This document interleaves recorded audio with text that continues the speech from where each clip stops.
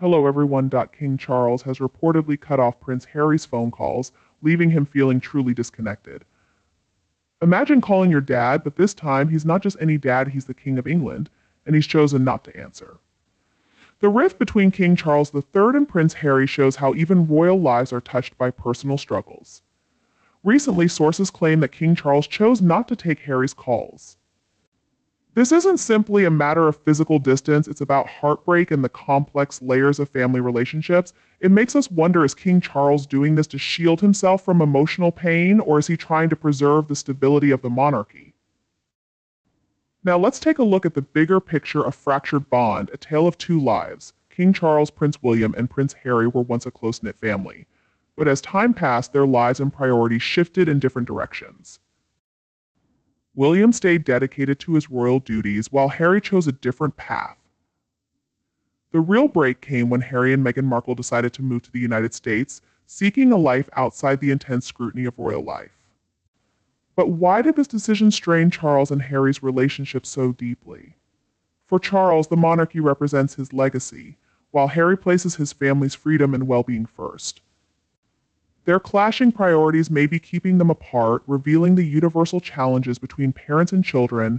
Charles's silence speaks volumes about the distance between them. Then there's the unexpected health challenge facing King Charles III. Reports suggest Charles is battling cancer, adding a new layer to their strained relationship. Health problems often make people rethink their priorities, but Charles's duties as king press on despite personal struggles. How does he lead the country while facing such challenges? Handling national responsibilities while dealing with health issues is no small feat. Charles may try to shield himself from added stress, which could mean feeling overwhelmed by family matters. Is he distancing himself to reduce stress, or does he feel unsupported by Harry during his health battle? Section 3, Harry's side of the story, seeking closure or causing chaos. Prince Harry's interviews and memoir have exposed family secrets, straining their relationship. For Harry, speaking out is a way to find closure, but to his father, it feels like a betrayal as Harry's need for open dialogue. Too much for Charles to handle. Harry's openness might be therapeutic for him, but painful for Charles. Sharing family struggles publicly is hard for Charles to bear. Harry's attempts to reach out only to be met with silence might hurt him more, but is he truly seeking reconciliation or airing grievances? Section 4, Royals and Boundaries, the difficult line between public and private lives. Living in the public has its challenges. For royals, privacy is a luxury they rarely get. The rift between Charles and Harry shows how the monarchy can demand strict boundaries. How does the need to protect the crown impact family ties? Charles often puts the monarchy's image before family harmony. This isn't new in royal circles. Historically, royals have had to sacrifice personal relationships for tradition. As Harry steps outside these expectations, Charles faces a tough choice. Does he prioritize family or duty to the crown? By ignoring Harry, Charles might be setting a boundary. Section 5, the role of stress in relationships. Can distance truly heal? Family tensions rarely get solved by silence. Yet, for Charles, stress management might mean distance.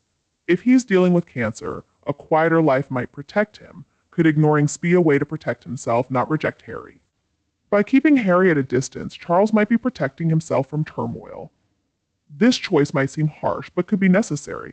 For him, it's a way to stay grounded while balancing a kingdom and personal battles. Meghan Markle's influence in the royal family story is often a topic of debate. She's been a steady support for Harry, but her outspoken personality has also stirred up tension with Charles. Is Meghan helping Harry break free, or is her presence only widening the rift with his father? To Harry, Meghan represents independence and a life outside royal customs. For Charles, though, she might symbolize a challenge to the very roots of the monarchy. So while Meghan's support may feel like liberation to Harry, to Charles, it could seem like defiance. The real question remains, can Harry and Charles bridge the growing gap, or has it become too vast? As we look at the widening gap between King Charles III and Prince Harry, it's natural to wonder if reconciliation is still within reach. The royal family has overcome disputes in the past, but it always requires sacrifice and a willingness to meet halfway. True healing takes understanding from both sides, yet neither seems ready to take that first step. Is there still hope, or has the damage run too deep? If history proves anything, it's that family ties can overcome conflict, but Harry and Charles will need to decide what matters most: love or legacy. Could their silence eventually open the door to an honest conversation, or will the distance remain unbroken? The silence between King Charles III and Prince Harry strikes a chord with anyone who has faced family distance. Their story is a deeply human one, a tale woven with love, responsibility, and heartache. Family conflicts often arise from love, even if that love is complicated and sometimes painful. In an age where we can reach each other instantly, silence can feel harsh, but maybe it also brings a chance for space, healing, and perspective. As we watch Charles and Harry's journey, one question lingers: can love bridge even a gap carved by tradition and duty? What do you think? Is Charles's choice to keep his distance understandable, or is it time to make amends? Share your thoughts, and let's dive into this discussion about family bonds and the unique challenges of royal life. In a world where family connections are often tested by expectations and distance, perhaps there's something we can all take away from this royal tale. Conflicts within the royal family rarely stay behind closed doors, and the ongoing tension between King Charles and Prince Harry is no exception. Disputes like these affect more than just personal relationships, they can influence everything from public opinion to national stability. As a symbol of the nation, King Charles's family dynamics inevitably shape how people see the monarchy and question its place in today's world. Could ongoing conflicts like this one impact the public's trust in the monarchy? Each misstep, unanswered call, and moment of silence is magnified under the media's lens. For the British monarchy, a long-standing symbol of unity, the continuous spotlight on family issues can make it harder to maintain an image of stability and strength. Yet these very challenges also add a layer of relatability, showing the royals as human facing struggles that many families know all too well. But the real question is whether this situation will ultimately weaken or strengthen the monarchy. Will people see Charles as a leader who prioritizes tradition, or as a father who has distanced himself from his own son? Behind the royal titles and responsibilities, King Charles and Prince Harry are, first and foremost, a father and son struggling with deep emotional pain. Balancing the demands of a monarch with the feelings of a parent is no easy task, and Charles faces this struggle in the public eye. Can he truly separate his role as king from his role as a father? Imagine the strain of making decisions that impact both a nation and one's family life. For Charles, every choice he makes as a father could ripple into his role as king. Yet holding back personal emotions for the sake of duty doesn't come without a cost. Living under the weight of royal expectations, Charles may feel pressure to put aside his instincts as a father to maintain political stability. This choice impacts not only his relationship with Harry, but also his own mental well-being. Could his decision to ignore Harry's calls be a sign of an unspoken emotional burden, one too heavy to put into words? As people follow the unfolding tensions between Charles and Harry, opinions are abundant.